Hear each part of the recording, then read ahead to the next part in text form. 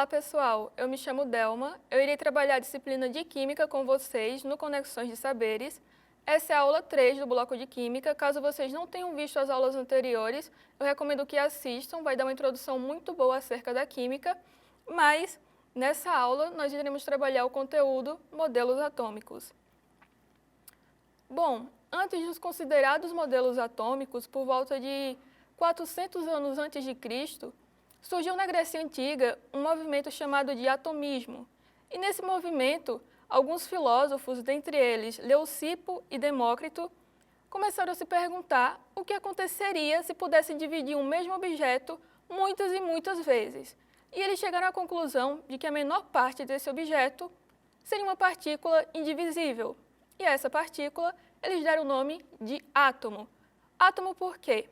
A é um prefixo grego de negação, e tomo significa divisível, então átomo seria uma coisa não divisível.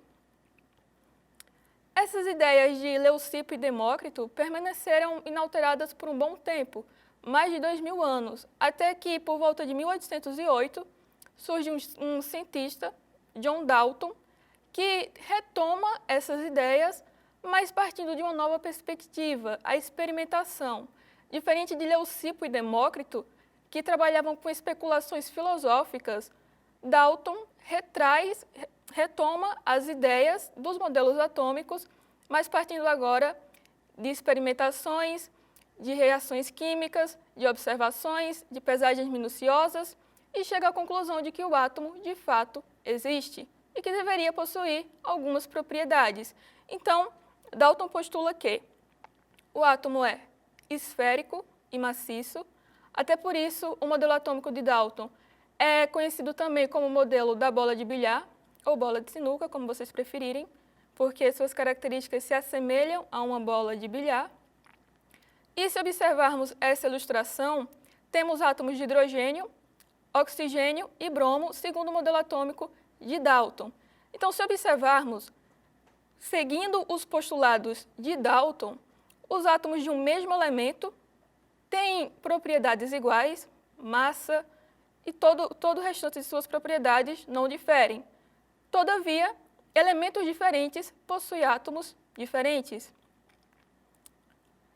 As ideias de Dalton perduram por um tempo até que no início do século XIX, no final do século XIX mais precisamente, um outro cientista, Joseph Thomson, ele retoma as ideias sobre os átomos, mas através de um experimento.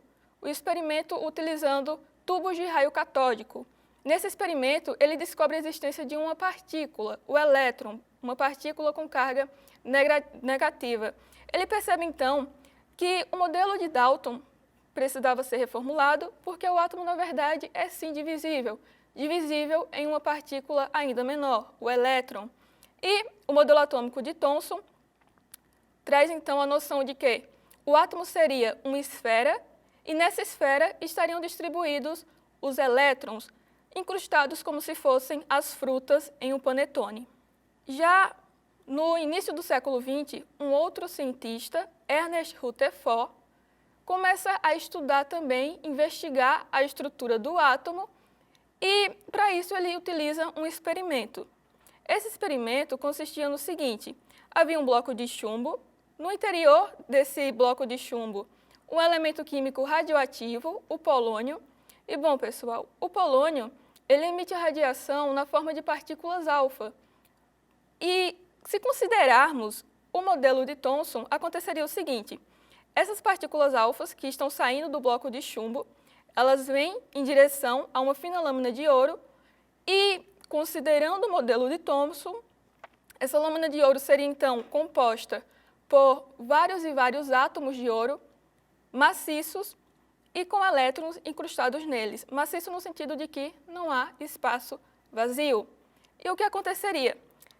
Como as partículas alfa também são partículas maciças, por assim dizer, se formos analisar, inclusive, a massa de uma partícula alfa é 7.000 vezes maior que a massa de um elétron.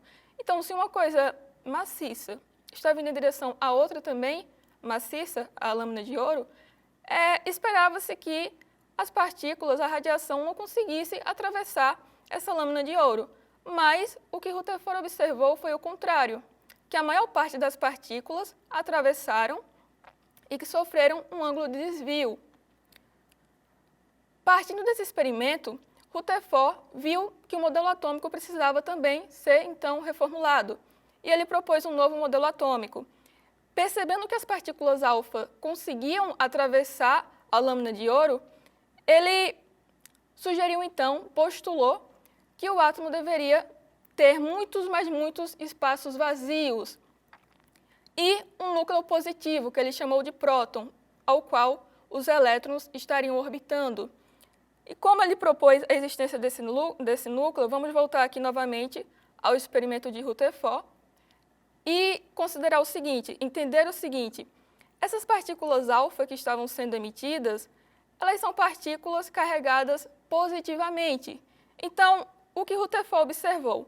Quando as partículas atravessavam a lâmina de ouro, elas sofriam ângulos de desvio.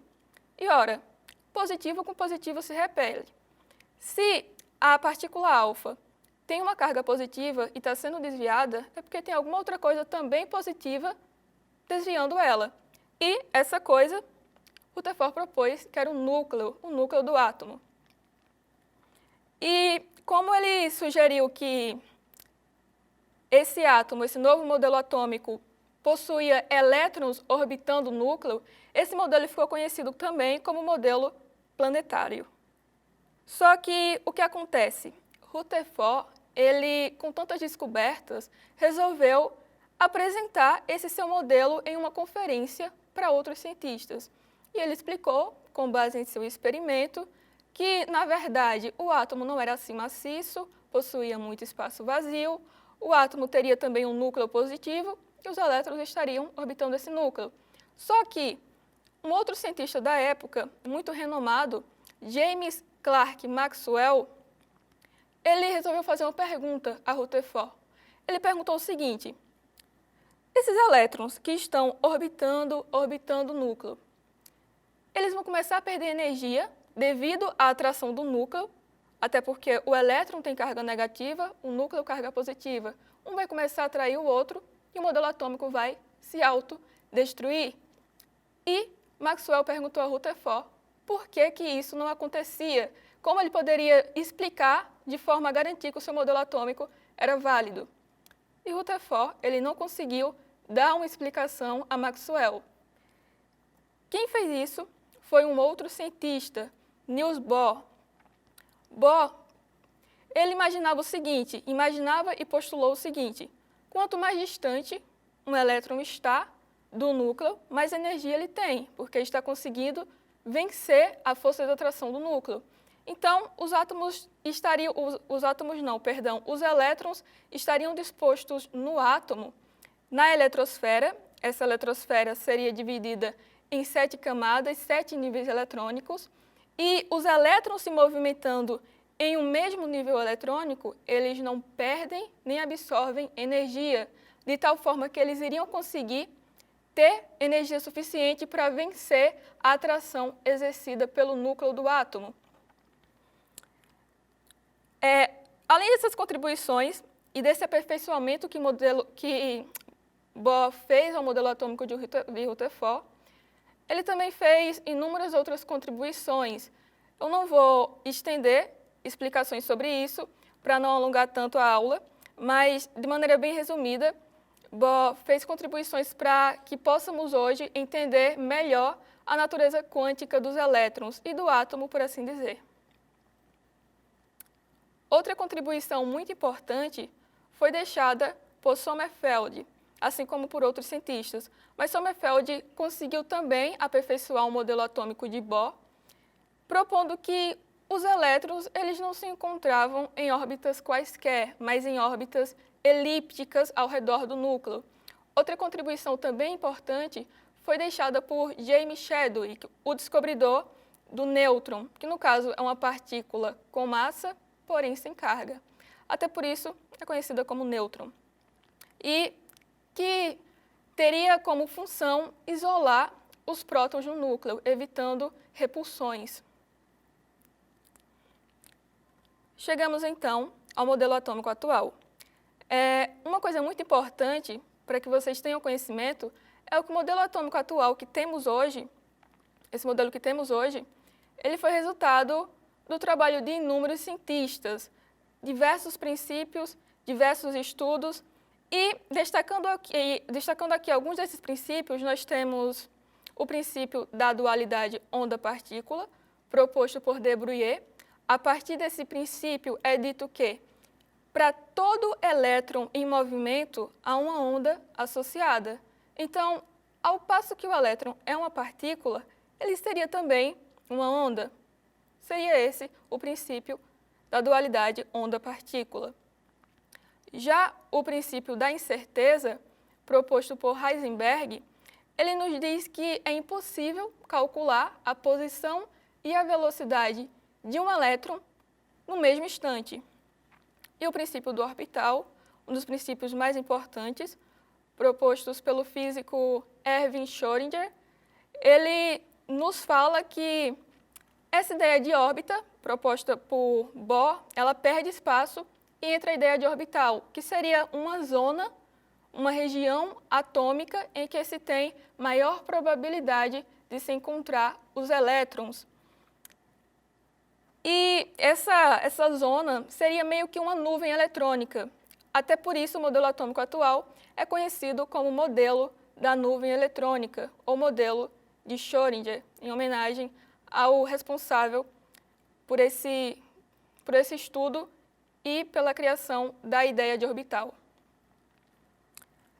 Existem outros princípios também, como o princípio da exclusão, o princípio da máxima multiplicidade, mas, em suma, o modelo atômico atual trabalha com essa ideia de orbital, em que se há uma zona em que se pode encontrar, tem uma probabilidade de se encontrar um elétron, no caso, trabalha-se com a noção de probabilidade.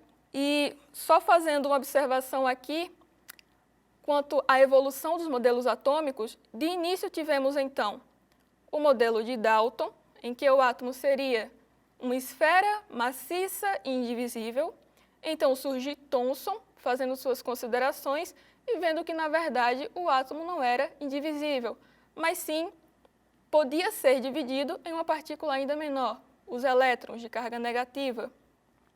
Surge, então, Ernest Rutherford, que propõe a existência do núcleo atômico positivo e os elétrons orbitando esse núcleo, e o átomo também como sendo constituído por muito espaço vazio.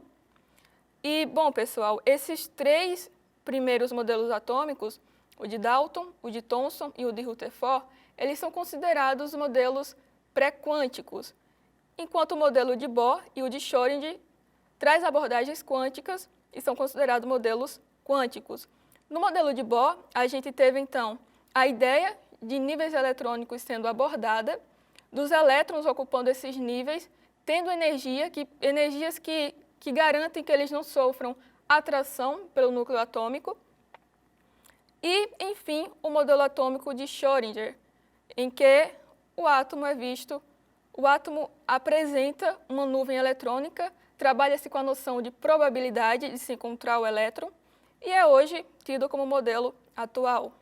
Estamos deixando aqui o contato, tanto o e-mail como a rede social. Essa foi a aula 3 do bloco de Química. Eu sou a professora Delma. Tenham bons estudos e nos vemos na próxima aula.